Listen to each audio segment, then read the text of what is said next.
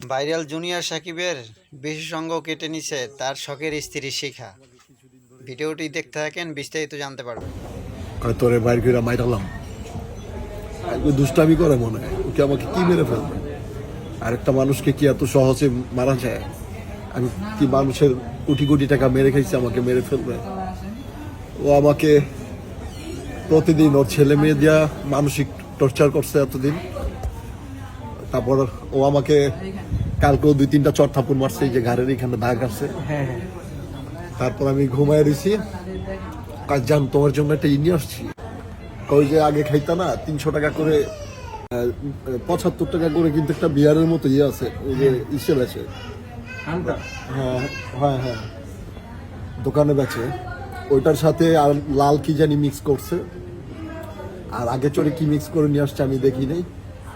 আমি প্রচুর ঘুম পাইছি আমার, সেই ঘুমে ঘুমে আমাকে আমার পেটে সে পালাইছে। আচ্ছা, এই ঘটনাটা কটার দিকে ঘটছে? কটার দিকে? এটা সকাল ভোর 4টার দিকে। 4টায়? আচ্ছা, মানে আমি পাশের ঘরের যে আছে, আমি ওনাকে বলি ভাই ধরেন, কয় ওই দিক যাও। আমি ভাই আমার একটু ধরেন, রিক্সা ওটা দেন, আমি এগুলোর মধ্যে নেই। সে সবই জানে।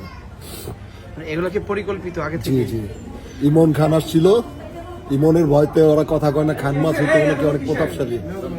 খান মাসুদের ভাতিজা ইমন খান, ও আইসা আর শাওন গাজী, এই 3 জনে মিললে আমাকে মেরে ফেলার প্ল্যানিং করছে ভাই। কে কে? ইমন। এই কালনাগিনি আমরা খাওয়াইয়া তারপরে ঘরের ভিতরে বসি, তার বাস্তব প্রমাণ হচ্ছে আজকে শিখা খান। আজকে জুনিয়র সাকিবের বিশেষজ্ঞ এভাবে কেটে দিছে, বুঝতে পারছেন? আচ্ছা, যাই হোক, এখন আপনি কি বিচার চান? আমার জন্য সবাই দোয়া করবেন।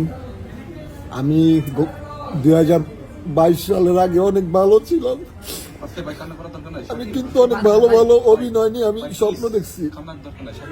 22 সালের পরে আমার কোনো কন্টেন্ট নাই, কোনো নাটক নাই। শুধু কি জানেন, মানুষের নিন্দা, অবহেলা, আর হচ্ছে কোনো। আপনি তো বিচার চান, এই তো? জি, আমি বিচার চাই।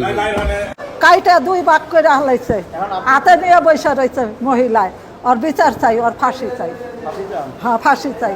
এই যখন কাজ যদি কোনো মহিলায় না করে, এই বিচার চাই। আমার নাতি। হ্যাঁ। জুনিয়র সাকিবের নানি, জুনিয়র সাকিবের নানি উনি। আমি জুনিয়র সাকিবের নানি। আপনি কি হন? আপনি কি হন? ফুপ্পি।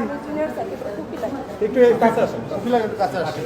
আপনি বিষয়টা একটু ক্লিয়ারলি বলেন তো, সুন্দর করে বলেন তো কি হয়েছে কত? কি হয়েছে তা তো আমি সঠিক জানি না। শুধু আমার একটা ফোন আসছিল, আমার ভাইয়ের ছেলে মেজোটা ফোন করছে যে ফুপি, আমার ভাইয়ের জুনিয়র সাকিব অনেক অসুস্থ, সে হসপিটালে ভর্তি আছে। তখন আর কি আমি শুনতে পাই, আমি হসপিটালে আসছি। এখানে আসার পরে কি জানতে পারলেন?